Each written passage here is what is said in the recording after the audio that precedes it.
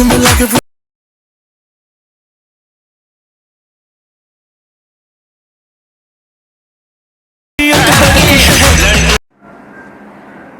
Guys, welcome to Vikas sir की classes. तो well guys, आज हम आपको बताने वाले हैं now the leaves are falling fast. जी हाँ, now the leaves are falling fast का हम आपको लाइन बाय लाइन पूरा अर्थ बताने वाले हैं इस पोयम का। जी हाँ, और एक बात जान लें, इसे जो कंपोज किए हैं उनका नाम है W.H. ऑर्डेन। जी हाँ, W.H. ऑर्डेन जी इसे क्या किए हैं, कंपोज किए हैं। और W.H. ऑर्डेन जी का जन्म जो है 1907 ईस्वी में हुआ था। ये जन्म कब लिए थे, 1907 ईस्वी में। और W.H. ऑर्डेन जी की मृत्यु, जिसे कि हम लोग इंग्लिश में डेथ बोलते हैं, वो हुई थी 1973 ईस्वी में। कब? 1907 ईस्वी में इनका जन्म हुआ था और 1973 ईस्वी में ये कहाँ सिधार गए थे, स्वर्ग सिधार गए थे। तो दोस्तों आपको बता देते हैं, ये जो है बहुत ही बहुमुखी और बौद्धिक रूप से जोरदार कवि थे। कौन? ये W.H. ऑर्डेन जी। एक बात और आपको बता दें, ये जो है पुलिट्जर प्राइज, जी हाँ, पुलिट्जर प्राइज भी जीते थे, जो अमेरिकी गवर्नमेंट इनको दिए थे। कब दिया था अमेरिकी गवर्नमेंट इनको? जो 1948 ईस्वी में दिया गया था। कौन प्राइज? यहाँ देख लीजिए, पुलिट्जर प्राइज। जी हाँ, इसी के साथ अब हम सबसे पहले आपको इनके बारे में, मतलब W.H. ऑर्डेन जी के बारे में बताते हैं। तो चलते हैं।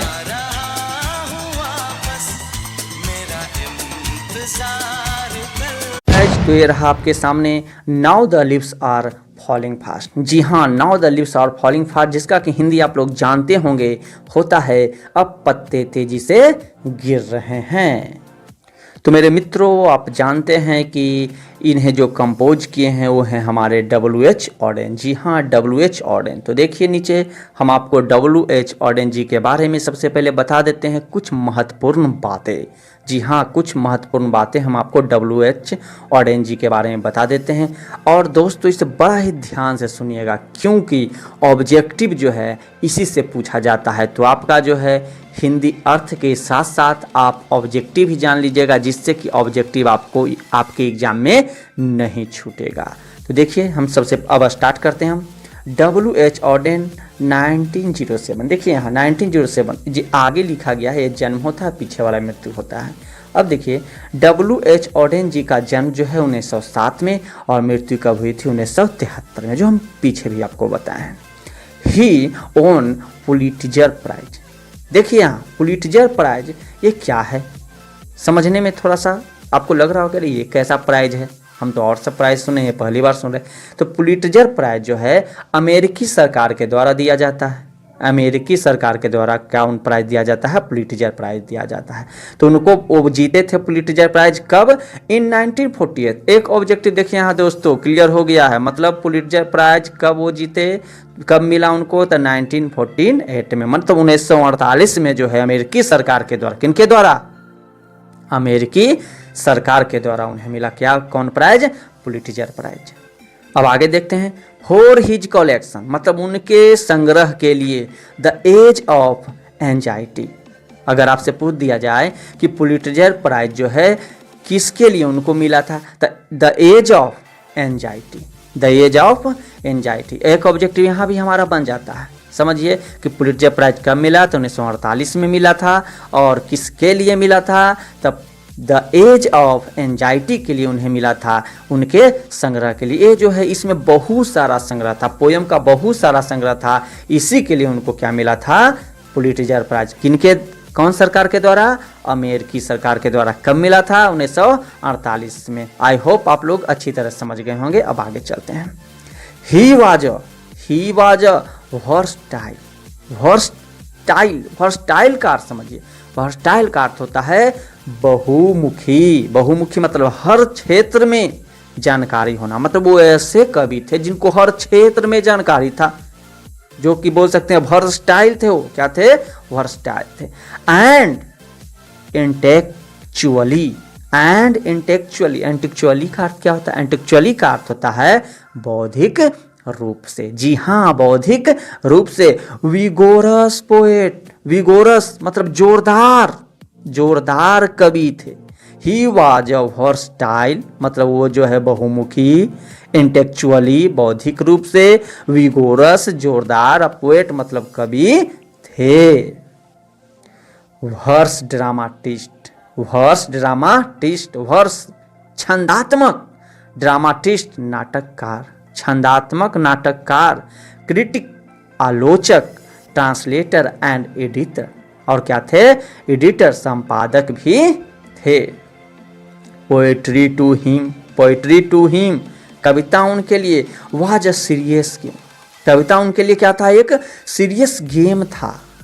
ही लेफ्ट इंग्लैंड इन 1939, वो इंग्लैंड से लेफ्ट हो गए थे कब, 1939 में। अगर पूछ दिया जाए कि बताइए वो इंग्लैंड से कब लेफ्ट हुए थे, तो एक ऑब्जेक्टिव यहाँ भी देखिए 1939 में, मतलब 1939 में वो क्या हुए थे, इंग्लैंड से लेफ्ट हो गए थे। और एक पूछ दिया जाए कि कविता उनके लिए क्या था, तो क्या बोलिएगा, सीरियस गेम था। ऑब्जेक्टिव यहाँ भी बन रहा है। And finally settle in America, और फिर जो है कहाँ सेटल हो गए थे, अमेरिका में। अगर ये पूछा जाए कि अमेरिका में कब सेटल हुए थे, तो 1939 में। इंग्लैंड से लेफ्ट कब हुए थे, तो 1939 में। देखिए ऑब्जेक्टिव पर भी थोड़ा सा गौर करते जाइएगा। Therefore his works are divided into two phase, उनकी जो रचनाएं, वर्क्स मतलब यहाँ रचनाएं, उनकी जो रचनाएं हैं वो दो फेस में डिवाइड किया गया। ऑब्जेक्टिव यहाँ भी बनेगा कि कितने फेस में डिवाइड किया गया था उनकी रचनाएं को, तो दो फेस में। पहला जो है हमारा ब्रिटिश फेस, ब्रिटिश फेस देखिए 1939 के पहले, 1939 के पहले उनकी जितनी भी रचनाएं थे उनको हम लोग बोलते हैं ब्रिटिश फेस, क्योंकि 1939 के पहले तो कहाँ थे, इंग्लैंड में थे, तो इसलिए हम क्या बोलेंगे, ब्रिटिश फेस बोलेंगे। उसके बाद देखिए 1939 के बाद वहाँ कहाँ सेटल हो गए थे, अमेरिका में सेटल हो गए थे। तो 1939 के बाद जो है उनका जो रचना है उसको हम लोग बोलते हैं अमेरिकन फेस। मतलब अब देखिए 1939 के बाद की जो रचनाएं हैं उसे हम लोग क्या बोलेंगे, अमेरिकन फेस। तो उनकी रचनाएं को कितने भागों में विभाजित किया था, दो भागों में, ब्रिटिश फेस और कौन फेस, अमेरिकन फेस। अब देखिए ये जो यहाँ दिया गया है ये इनकी प्रमुख रचनाएं हैं, मतलब इनका इम्पोर्टेंट जो वर्क्स है जो ये हैं जिनका नाम है। ऑब्जेक्टिव में ये सब बुक का भी नाम दे दिया जाता है। तो मेरे दोस्तों, मेरे मित्रों, भाई और बहनों, आप जो इसको क्या काम कीजिए, अच्छी तरह से नोट कर लीजिए। मैंने जितना भी मतलब इनकी रचना है सारी रचनाओं को हम यहाँ लिख दिए हैं, आप इसको देख लीजिए। ये सारी रचनाएं, इनका स्क्रीनशॉट ले लीजिए। ये सारी रचनाएं ऑब्जेक्टिव में पूछ दे सकता है कि ये किन की रचना है, ये कौन लिखे हैं, इस तरह से पूछ दे सकता है। तो अगर आपको रिमेंबर रहेगा तो आप आराम से जो है 1 नंबर आपके मुट्ठी में होगा। तो इसको अच्छी तरह से नोट कर लें। अब हम चलते हैं पोएम पे। वेल गाइज, तो अब हम चलते हैं अपने पोएम की ओर। हाथ रख दे तू दिल पे जरा। तो आपके सामने ये रहा पोएम, जिसे हम लाइन बाय लाइन आपके सामने हिंदी अर्थ प्रदर्शित करते हैं, मतलब हिंदी अर्थ बताते हैं। Now the leaves are falling fast. देखिए लीव्स मतलब पत्तियां और फॉलिंग का अर्थ होता है गिरना, और फास्ट यहाँ जो है फास्ट मतलब तेज, तेजी से। कह रहा है कि now the leaves are falling fast, अब पत्तियां तेजी से गिर रही है, अब पत्तियां तेजी से गिर रही है। यहाँ जो है कवि ये दर्शाना चाहते हैं, पत्तियों के गिरने का अर्थ हुआ कि मतलब मानव जो है तेजी से मृत्यु की ओर बढ़ रहा है। मतलब मानव का जो है डे बाई डे जो है मतलब उम्र ढलता जा रहा है, कमता जा रहा है। जिस तरह की पत्तियां तेजी से गिर रही उसी से तरह जो है मानव का उम्र भी तेजी से घट रहा है। मतलब मानव तेजी से मृत्यु की ओर बढ़ रहा है। Nurses flowers will not last. देखिए नर्सेस फ्लावर्स किसे बोलते हैं, तो नर्सेस फ्लावर्स उसे बोलते हैं जो बड़े पौधे या पेड़ों के जड़ों के आसपास छोटे छोटे फूल या पौधे जो निकलते हैं ना, उसी को हम लोग बोलते हैं नर्सेस फ्लावर्स, जो कि किसी के आशा से जुड़े हुए रहते हैं, मतलब किसी पर वो आशा किए हुए रहते हैं। तो nurses flowers will not last, यहाँ जो लास्ट है तो लास्ट अगर एडजेक्टिव हम लोग मानेंगे तो उसका अर्थ होता है अंत, लेकिन यहाँ लास्ट वर्ब के रूप में आया है, तो इसका अर्थ होता है टिकना या बचना। तो देखिए, nurses flowers will not last, मतलब नर्स के फूल अब नहीं टिकेंगे, अब नहीं बचेंगे। मतलब यहाँ जो है व्यंग रूप में लिखे हैं, मतलब ये दर्शाना चाहते हैं कि मानव की खुशियाँ किसी और के छाए में नहीं रह पाएगी। Nurses flowers will not last, मतलब नहीं बचेगा मानव की खुशियाँ, माने किसी और के छाया में नहीं रह पाएंगे। Nurses to the graves are gone. Graves, देखिए यहाँ ग्रेव्स क्या है, तो ग्रेव्स जो है, ग्रेव्स हम लोग कब्र को बोलते हैं। किसको? कब्र को। और गॉन तो जानते ही होंगे। इसका अर्थ हुआ कि नर्स कब्र की तरफ जा चुकी है। नर्स जो है किसके तरफ? कब्र की तरफ जा चुकी है। And the Prem's go rolling on. Prem's का अर्थ होता है चार पहिए की गाड़ी या बच्चा गाड़ी। बच्चा में जो हम लोग चार पहिए की गाड़ी पे चलते थे ना, उसी को यहाँ जो है लेखक, ये कवि जो है प्रेम्स के रूप में दर्शाए हैं। तो प्रेम्स गो रोलिंग ऑन। अब चार पहिए की गाड़ी लुढ़कती जा रही है। चार पहिए की गाड़ी क्या हो रही है? लुढ़कती जा रही है। प्रेम से कवि ये दर्शाना चाहते हैं चार पहिया, मतलब मानव का चार अवस्था। कौन कौन? बाल अवस्था, किशोरावस्था, युवावस्था और वृद्धावस्था।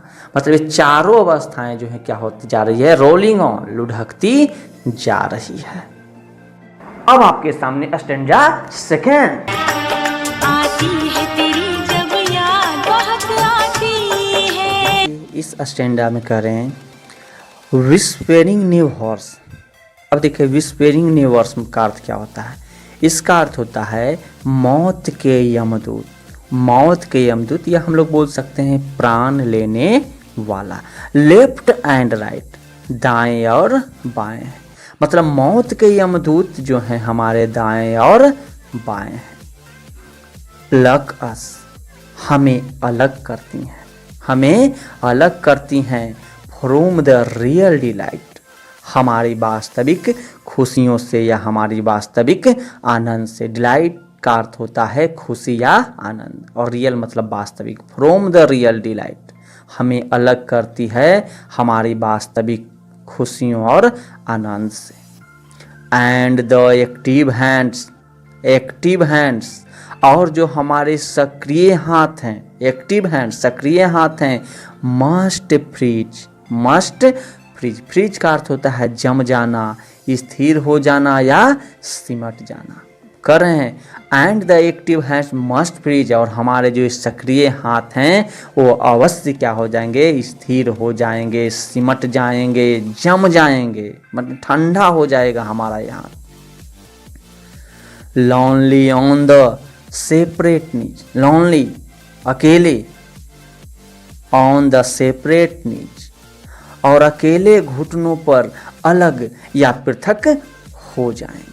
यहाँ जो है कवि दर्शाना चाह रहे हैं, मैंने कहना चाह रहे हैं कि मौत के यमदूत, whispering neighbours left and right, मतलब मौत के यमदूत जो है हमारे चारों तरफ हैं, दाएं और बाएं हैं। Pluck us from the real delight, वे जो है हमें अलग करती है किससे? वास्तविक खुशी और आनंद से।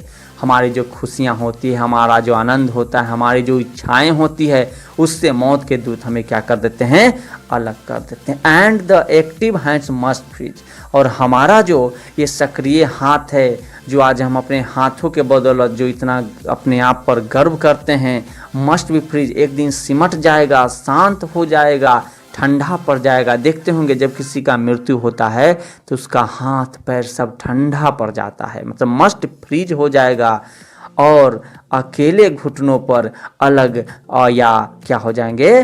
पृथक हो जाएंगे। क्या हो जाएंगे? अकेले घुटनों पर अलग और पृथक हो जाएंगे। लॉनली ऑन द सेपरेट नीच। दिल थाम के बैठे, अब आपके सामने स्टैंजा थर्ड। मेरे सनम मेरे हमदम चाहता रहूं जन्म। इस स्टैंजा में कर रहे हैं डेड इन हंड्रेड्स मतलब जो है सैकड़ों मरे पड़े हैं एट द बैक, पीछे, मतलब पीछे जो है सैकड़ों मरे पड़े हैं। Follow wooden in our track, जो हमारे मार्ग में लकड़ी के पेटियों में है, जो हमारे मार्ग में, इन आवर ट्रैक, हमारे मार्ग में, वुडन, WOODN, वुडन, इसका अर्थ होता है लकड़ी का पेटी, जिसमें जो है मतलब सब को रखा जाता है, लहाज को लकड़ी के पेटी में रखा जाता है, उसी को वुडन बोलते हैं। तो वही बोल रहे हैं, follow wooden in our track, जो हमारे मार्ग में लकड़ी के पेटियों में है, जो सैकड़ों मरे पड़े हैं पीछे, वो हमारे मार्ग में लकड़ी के पेटियों में है। आर्म्स रेज्ड स्टीपली टू रिप्रूव, बाहें उठी, आर्म रेज, बाहें उठी, स्टीपली, मुश्किल से, टू रिप्रूव, निंदा करने के लिए, किसके लिए, निंदा करने के लिए। इन फॉल्स एटीट्यूड ऑफ लव, यह प्रेम का गलत तरीका या मनोवृत्ति है। एटीट्यूड मतलब तरीका या मनोवृत्ति, और फॉल्स मतलब गलत। मतलब यहाँ कवि कह रहे हैं कि हमारे बाहें उठी मुश्किल से निंदा करने के लिए, लेकिन यह प्रेम का गलत तरीका या गलत मनोवृत्ति है। देखते होंगे जब लोग जो है जिंदा रहते हैं तो लोग उनको उतना प्यार नहीं करते हैं, लेकिन जब उनकी मृत्यु हो जाती है तो लोग बहुत ज़्यादा उनसे प्यार करते हैं। वही कवि यहाँ कह रहे हैं, in false love attitudes of love, यह जो है प्रेम करने का गलत तरीका है। अगर आप किसी से प्रेम करते हैं तो जीते जी प्रेम करेंगे, न कि उनके मरने के बाद उनसे आप प्रेम करें। और ये हमेशा होता है कि जब कोई व्यक्ति मर जाता है तो लोग उसका बहुत बड़ाई करते हैं, मतलब निंदा तो करते ही नहीं है। बाहें उठी मुश्किल से निंदा करने के लिए, स्टीपली टू रिप्रूव, मतलब मुश्किल से निंदा करने के लिए बाहें उठती है, लेकिन यह प्रेम का कैसा तरीका है, गलत तरीका है। ऐसा प्रेम नहीं करना चाहिए। किसी से प्रेम करते हैं तो जीते जी प्रेम कीजिए। ओए मेरे भाई और बहन, कहाँ जा रहे हैं? अभी तो स्टैंड अप 4 बाकी है, तो चलते हैं स्टैंड अप 4 पे। ओ साथी तेरी चिट्ठी पते पे आए। या में देखिए, स्टार्विंग थ्रू, स्टार्विंग का अर्थ होता है भूख से मरना, भूख से मरना। द लीफलेस वुड, पत्तों से रहित पेड़, माने भूख से मर रहे हैं पत्तों से रहित पेड़, पत्तों से रहित पेड़। Trolls run scolding for their would, भयावह आकृतियां भोजन की तलाश में भटक रही है। यहाँ ट्रोल्स का यहाँ अर्थ हो गया इच्छाएं, इच्छाएं जो हमारी आती है, मतलब वो सारे जो हैं run scolding for their food, अपने भोजन की तलाश में क्या कर रही हैं, भटक रही हैं। मतलब मानव जो है ऐसा मतलब व्यक्ति हो गया है जो अपने भोजन के तलाश में क्या कर रहा, भटक रहा है। वो इतना हो गया है कि अपने भोजन के लिए किसी को मतलब मार कर खा जाना चाहता है, किसी को खा जाएगा अपने भोजन के लिए, वो कुछ भी कर सकता है, भटक रहा है। And the Nightingale is dumb, और बुलबुल मुक है, चुप है। डम मतलब मुक है, चुप है।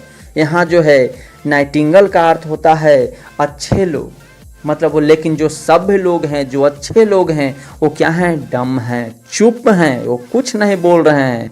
मनुष्य अपने भोजन की तलाश में हर काम कर रहा है, हर गलत से गलत काम कर रहा है, लेकिन and the Nightingale is dumb, लेकिन जो है बुलबुल मुक है, चुप है। नाइटिंगल से यहाँ कवि दर्शाना चाह रहे हैं अच्छे लोग। अच्छे लोग क्या हैं, चुप हैं, इस पर कोई एक्शन नहीं ले रहे हैं, कोई कदम नहीं उठा रहे हैं। And the angel will not come, और देवदूत भी नहीं आएंगे। अगर आज जो है अच्छे लोग चुप हैं तो एक दिन ऐसा समय आएगा कि इनकी मदद करने के लिए देवदूत भी नहीं आएंगे। इस कदर मनुष्य हो गया है कि वो कुछ भी कर रहा है और अच्छे लोग चुप हैं, तो एक दिन ऐसा समय आएगा कि जो है अगर इसी तरह से चुप्पी नाधे रहिएगा तो and the angel will not come, और देवदूत भी नहीं आएंगे, मतलब आपको बचाने देवदूत भी नहीं आएंगे। अब हम चलते हैं स्टैंजा 5 पे। किसी और का हूँ फिलहाल के तेरा हो जाऊं, कहा जा रहा है कोल्ड इम्पॉसिबल अहेड, कोल्ड ठंडा, इम्पॉसिबल असंभव, अहेड आगे। लिट्स द माउंटेन्स लवली और लवली है, कह रहा है कि पर्वत का प्यारा चोटी है, कहाँ आगे बढ़ने पर, माने आगे बढ़ने पर पर्वत की प्यारी चोटियां हैं। Whose white waterfall could bless, जो श्वेत झरना है, वाइट वाटरफॉल जो श्वेत झरना है, कुड ब्लेस आशीष दे सकता है, क्या दे सकता है, आशीष दे सकता है, आशीर्वाद दे सकता है।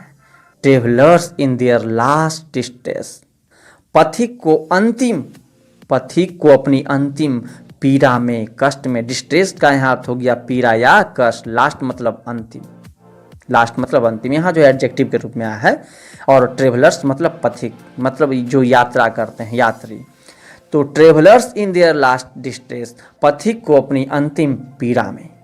देखिए यहाँ कवि क्या कहना चाह रहे हैं कि भगवान चाहे तो मनुष्य को पर्वत की सफ़ेद झरनों से भी आशीर्वाद दे सकता है। अगर भगवान चाहेंगे ना तो वो जो है पर्वत की जो सफ़ेद झरना है उससे भी आपको क्या कर सकता है, कर सकते हैं, आशीर्वाद दे सकते हैं। और आप सुने होंगे मनुष्य जो है एक पथिक है, मनुष्य क्या है, एक पथिक है जो पृथ्वी पर यात्रा करने के लिए आया है। जब इसकी यात्रा पूरी हो जाएगी तो एक दिन वो क्या होगा, चला जाएगा, इस पृथ्वी पर से क्या हो जाएगा, चला जाएगा। Travellers in their last distress, पथिक को अपनी अंतिम पीड़ा में भी जो है वो श्वेत झरना क्या कर सकता है, आशीर्वाद दे सकता है।